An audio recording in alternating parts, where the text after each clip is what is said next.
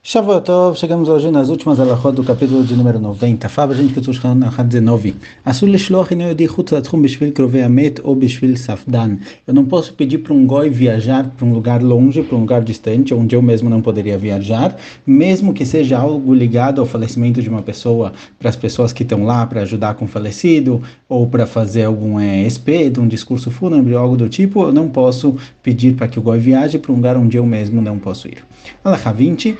נוכרי המביא תבואה לישראל בחובו, וישראל נותן לו את המפתח לאוצרו, ואינו יודעים מונה שם, לשם מותר, משום דאינו יודעים מלאכת עצמו פוסק, כי אין תבואה של ישראל עד לאחר המדידה.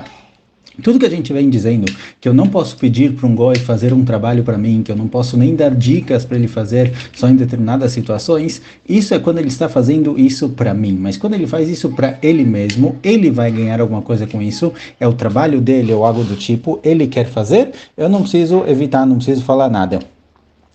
Obviamente, se o trabalho dele é trabalhar para mim, então ele faz por mim. Mas se ele é um vendedor, por exemplo, e ele veio até a minha casa com toda a plantação dele, como está escrito aqui no Kisush Karuch, ele trouxe a colheita, ele trouxe a mercadoria, e ele precisa fazer uma medição da mercadoria para saber exatamente quanto ele deixa para mim e quanto ele leva embora. Nesse caso, eu posso deixar ele fazer, mesmo que fazer medições é proibido no Shabat, esse goi está fazendo uma medição para si mesmo, é o trabalho dele, a mercadoria dele, ele quer saber exatamente o quanto deixar.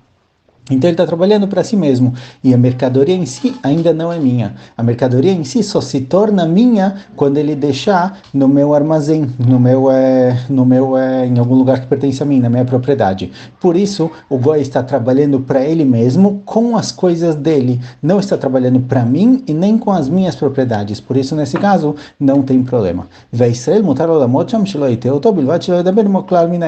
O Yehudi até pode ficar do lado, vendo o que está acontecendo, vendo que ele está fazendo tudo certo, que as medições estão certas, com a condição de que ele não converse com ele sobre o assunto, porque não pode falar de negócios no Shabat. Mas ver o goi trabalhando lá para si mesmo, com as coisas dele, que só se tornam do Yehudi depois que for colocado no armazém, não tem problema. Avalim eviu lot voashelo, asur lomar lahem lefanotam min hagalot letoch hatzaro, ve'afilim me'atzmam rotzim lefanotah, tzarich limchot bahem. Porém, se essa colheita pertence ao Yehudi, o Yehudi é dono do campo e o goi só está trazendo o que está lá no campo, nesse caso é proibido, porque já que a plantação, a colheita pertence ao Yehudi, já é propriedade dele, então o goi que está medindo isso, mesmo que ele faz isso para proveito próprio, para ganhar o salário dele direito no fim do mês, no fim ele está fazendo um trabalho para o Yehudi, algo que pertence ao Yehudi, então nesse caso é proibido. Alahá 21, נוכרי עושה גבינה מחלב שלו, ויעשה לו את החליבה והגיבון, כדי שתהיה מותר לישראל ויוכל לקנותה לאחר השבת, אף על פי שהנוכרי מכוון בשביל ישראל למוכרה לו, הרי זה מותר, כיוון שגבינה עדיין של נוכרי, לטובת עצמו עושה. O mesmo caso que a gente viu na anterior, funciona aqui também nesse caso. Qual é o caso? Trazido pelo Kitush Haruch. Se o goi está preparando queijo, ele está tirando o leite da vaca, preparando o queijo. Nesses casos, para que o queijo e o leite sejam ksherim, para que o Yehudi possa comprar eles depois do Shabat, para que seja kasher, tem que ter uma ashgachá, tem que ter alguém verificando. Senão esse leite é chamado de halav akum, é um leite que foi produzido por um goi, e você não sabe se o leite é kasher ou não, se ele misturou outras coisas no leite.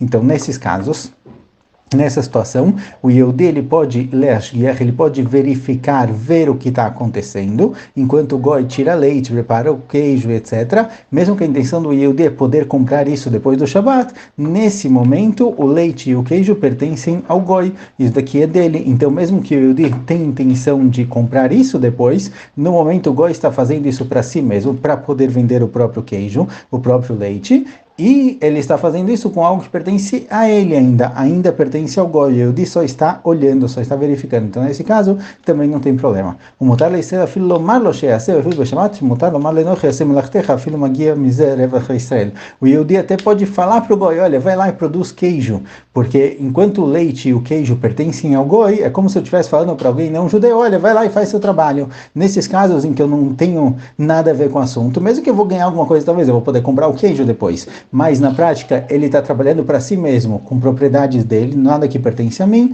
não tem problema. Alachá 22,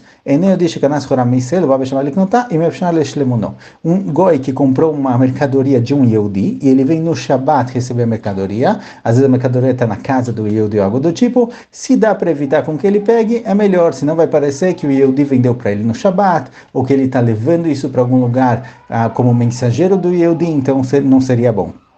Não teria uma boa aparência, pareceria que o Yehudi está transgredindo o Shabat. Mas, se de qualquer jeito ele veio e falou que ele precisa disso agora, não tem como, ele tem que levar, então tudo bem, ele pode levar, mas de forma geral é melhor evitar essa situação na qual o Goi vem e pega as Horá, vem e pega a mercadoria na casa do Yehudi no próprio Shabat. Alachá número 23, último alachá, Mishle shelo yortzat beshabat, v'shachach ladlik ner shel yortzat, yachol lomar le'nehudi ben hashmashot shadlik, aval lo beshabat. Alguém que ele tem yortzat, o dia do falecimento de um dos pais, e o costume é que se acende uma vela nesse dia, caso esse dia caia no Shabat, e o Yehudi esqueceu de acender a vela no Shabat, antes de começar o Shabat, e agora a gente se encontra em Ben Hashmashot. Ben Hashmashot é quando o sol já se pôs, mas não saíram estrelas, que tem dúvida se é sexta-feira, o fim da sexta-feira ou o começo do Shabat. Por um lado o sol se pôs, então a gente já começou o dia seguinte, porém ainda tem luminosidade, não tem estrelas, então talvez a gente está no dia anterior. Esse momento de Ben Hashmashot é um momento de dúvida, então nesse caso é permitido pedir para um goi fazer algo ligado a algum tipo de mitzvah. Então aqui, que acender a vela no dia do falecimento dos pais é um tipo de mitzvah, é um minhag, é um costume judaico, seria um tipo de mitzvah. Então já que é Ben Hashmashot, já que a gente está no meio desse momento, entre o pôr do sol e o sair das estrelas, que existe dúvida se é Shabat ou não, eu posso pedir para o goi acender uma vela em memória aos meus pais. Porém, se já começou o Shabat, aí já é proibido.